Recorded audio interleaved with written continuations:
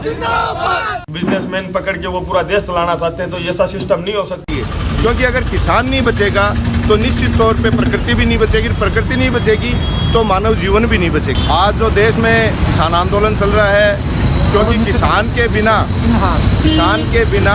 आज जीवन संभव नहीं है, जिसमें हमारे छोटे भाई यूथ कांग्रेस के अविनाश महिला जी हैं, NSUI से अंकित जाखड़ है, मोहित जनेवा है, और इनकी जो पूरी टीम है, ये पूरे के पूरे किसानों के समर्थन में आज एक अवेयरनेस कैंप पब्लिक आप प्लेस पे देख रहे हो, आज इस पीरू सिंह सर्किल पे खड़े होके और लोगों को जन जागृति पैदा कर रहे हैं कि ज़्यादा से ज़्यादा लोगों को इस किसान आंदोलन में जुड़ना चाहिए और किसानों को सपोर्ट करना चाहिए।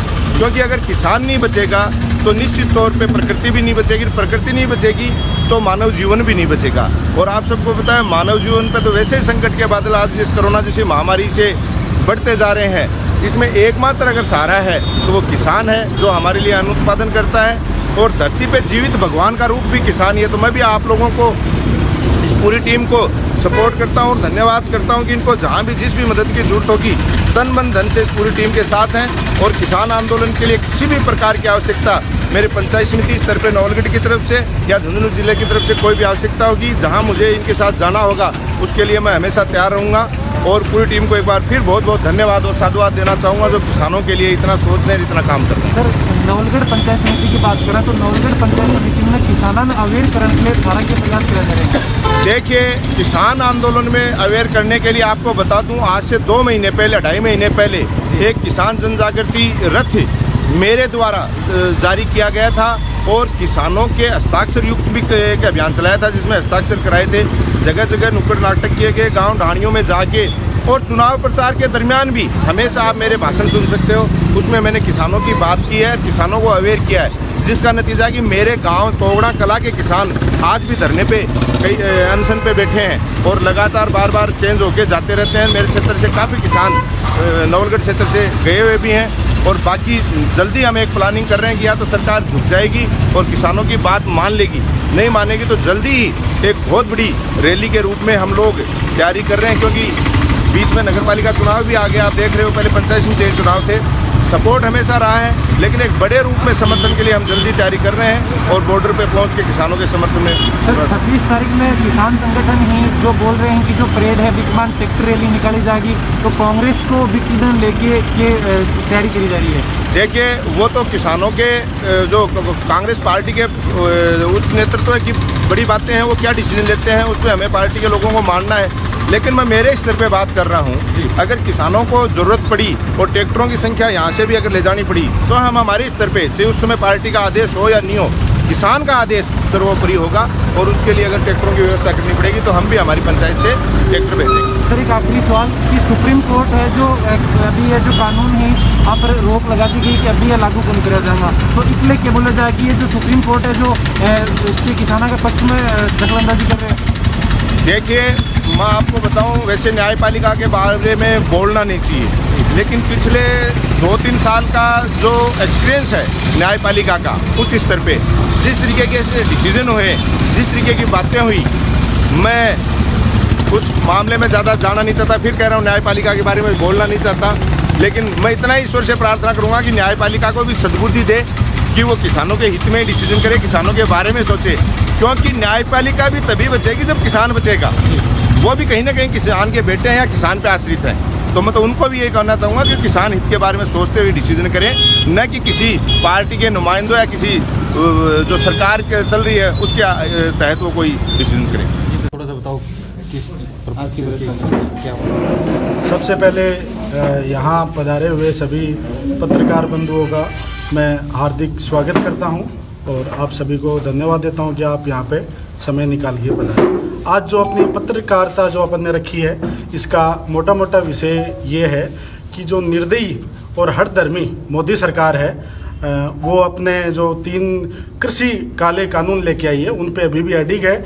और जैसा कि आप सभी को पता है, किसान लंबे समय से लगभग 2 महीने उन्हें पूरे होने वाले हैं, 50 दिन के लगभग उन्हें हो गए हैं, वो इस कड़ाके की सर्दी में और सड़कों पे बैठे हैं। लेकिन ये जो डबल ए गवर्नमेंट है, अडानी और अंबानी की, ये गवर्नमेंट कहीं भी सुनवाई नहीं कर रही है और उन्हें बार बार वार्ता पे बुला के और गुमराह करने का काम कर रही है। साथ साथियों किसी से छुपा हुआ नहीं है कि जो बिना सूझबूझ के लॉकडाउन लगाया गया था, उसके बाद में इस देश का मध्यम वर्गीय, गरीब और जो कामगार लोग थे वो सड़क पर आने को मजबूर हो गए थे। उन्होंने कई सैकड़ों, कई हज़ारों किलोमीटर की अपने घर के लिए पैदल यात्रा भी की थी। और किसी आवश्यक कानून को लागू करने की ज़रूरत पड़ जाए, उस समय अध्यादेश लाया जाता है। सितंबर में आके इन्होंने एक ध्वनि मत से इन अध्यादेशों को कानून का रूप दे दिया। इसके बाद में लगातार पूरे भारतवर्ष का किसान सड़क पे आने के लिए मजबूर हो गया। साथियों, जैसा कि आप सभी को पता है, पिछले लगभग 50 दिन से इस किसान प्रदर्शन में लगभग 60 से ज़्यादा किसानों ने अपने प्राणों की आहुति दी है और उन्होंने इस किसान आंदोलन को लेकर बलिदान दिया है। हम केंद्र सरकार से ये भी मांग करते हैं कि उन किसानों को शहीद का दर्जा दें। ये कि ये कानून है क्या, इनमें खामियां क्या हैं, अपन वो चर्चा करेंगे कि ये कानून क्या हैं और सरकार किस तरीके से गुमराह कर रही है और इसके जो इम्पैक्ट आएंगे वो किस तरीके से आएंगे। जो पहला कानून है इनका, वो है किसान उपज व्यापार एवं वाणिज्य विधेयक। साथियों, सरकार का मानना ये है कि इस कानून के अंतर्गत जो किसान हैं अपने देश के, वो अपनी फसल को जो एपीएमसी मंडियां हैं उसके बाहर या किसी अन्य जगह, किसी दूसरे स्टेट में या कहीं भी बेचने के लिए फ्री रहेंगे। जबकि मैं आपको बताना चाहूँगा इसका जो दूरगामी परिणाम रहेगा साथियों, इसके अंदर एपीएमसी मंडियां खत्म हो जाएंगी और जो बाहर जो कॉरपोरेट हाउसेज आएंगे वो शुरू में किसानों को अच्छे दाम देंगे फसल के, और जब जो टैक्स आता है, जिस टैक्स से एपीएमसी मंडियां चलती हैं वो नहीं आएगा, तो स्वतः ही जो कृषि मंडियां हैं वो खत्म हो जाएंगी। साथियों, जो दूसरा कानून है वो है किसान मूल्य आश्वासन अनुबंध एवं कृषि सेवाएं। इसमें जो सरकार का मानना है कि किसान है वो अपनी फसल को खेत के अंदर वहीं बेच देगा, उनके पास बड़ी बड़ी कंपनियां आ जाएंगी, वो आके उनसे कॉन्ट्रैक्ट करेंगी और किसान को भटकना नहीं पड़ेगा कि अपन जो उसकी फसल है वो उसके खेत में बिक जाएगी। जबकि इसके जो दूरगामी नुकसान हैं वो मैं आपको बताना चाहता हूँ। अगर इसमें विवाद की स्थिति आती है, जो कॉन्ट्रैक्ट होता है उसमें विवाद की स्थिति आती है, तो इन कंपनियों के पास एक वकीलों का बड़ा दल होता है, जो इनके पास लॉयर होते हैं, वो किसान को उस जगह पे दबाएंगे और किसान जबरदस्त। राजस्थान में एमएसपी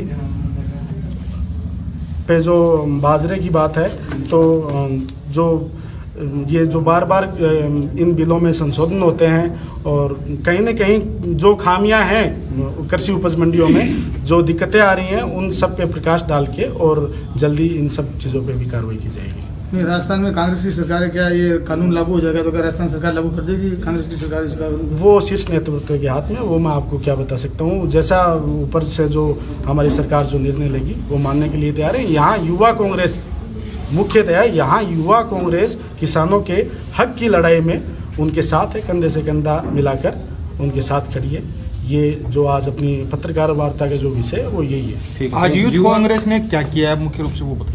यूथ कांग्रेस लगातार जिस दिन से किसान प्रदर्शन चालू हुआ था उस दिन से लेकर किसानों की सेवा के लिए और उनके साथ इस विरोध प्रदर्शन में कंधे से कंधा मिलाकर, वो टिकरी बॉर्डर हो या वो शाहजहाँपुर बॉर्डर हो, हर जगह पे युवा कांग्रेस किसानों के साथ कंधे से कंधा मिलाकर खड़ी है और इस लड़ाई को लड़ने में मजबूती से अपनी भूमिका निभा रही है। और आगे भी मैं आपको आश्वस्त करना चाहूँगा कि भारतीय युवा कांग्रेस पूर्णतया लामबंद है किसानों के साथ इस लड़ाई को सड़क से लेकर संसद तक लड़ने के लिए। आज किस तरह से सड़कों पे आपने जागरूक किया है, मतलब आम जन को? आज हमने एक जन जागृति कार्यक्रम रखा है जिसमें शांतिपूर्वक तरीके से यहाँ के लोगों को इन्फ्लुएंस करने के लिए और ये बताया है कि नो फार्मर्स नो फूड, किसान बचाओ देश बचाओ। अगर किसान नहीं रहेगा तो आज जैसे इस कोरोना जो महामारी आई, इसके बाद में जो अर्थव्यवस्था लड़खड़ाई थी कहीं न कहीं, उसको खड़ा करने के लिए जो सबसे ज़्यादा किसी ने अपनी भूमिका निभाई तो किसान है। अब ये किसान एक तरीके से देखा जाए तो प्रोडक्शन हाउस है, और लगातार अगर अपन यहाँ किसानों को मारने का काम करेंगे तो इसमें कोई दो राय नहीं है, सृष्टि खत्म हो जाएगी, नहीं कोई इसमें कोई नहीं बचेगा। अगर किसान नहीं बचेगा, देश नहीं बचेगा, सृष्टि नहीं बचेगी। देश में सबसे ऊपर सुप्रीम कोर्ट है, सुप्रीम कोर्ट ने भी इसमें हस्तक्षेप किया है। उसके बाद में भी है कि पार्टी क्यों जो यूथ कांग्रेस है कि अभी आदेश मानने के लिए तैयार नहीं है या फिर उसे सहमत क्यों नहीं है?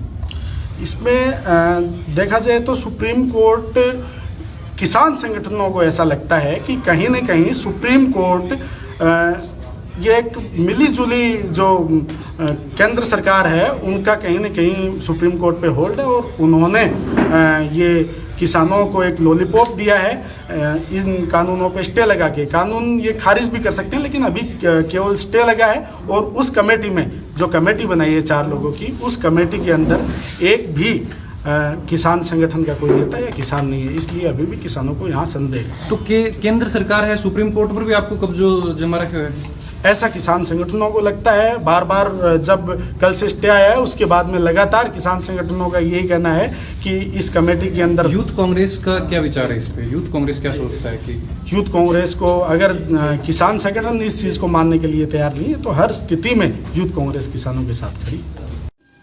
बताओ। जैसे आज पिरू सिंह सर्किल पे सभी किसान के लिए यूथ कांग्रेस एनएसयूआई के छात्र नेता भी यहाँ मौजूद रहे। सभी ने शांतिपूर्वक गांधीवादी तरीके से प्रदर्शन किया, प्रोटेस्ट करके। ये हमारा उद्देश्य सिर्फ एक था कि हम किसानों को जगाएं और उनको उनका अस्तित्व बताएं कि अगर आज अब नहीं उठे, आज हम नहीं जागे तो कल हमारे लिए कुछ नहीं है देश में। और ये जो केंद्र सरकार लगातार बर्बरता बरत रही है, अपनी हर धार्मिकता दिखा रही है, ये मैं मोदी जी से भी एक निवेदन करना चाहता हूँ। वो बहुत बड़े लोग हैं, प्रधानमंत्री हैं, लेकिन उनको भी मैं बताना चाहता हूँ कि उनकी भी नींव सिर्फ और सिर्फ किसानों पे है।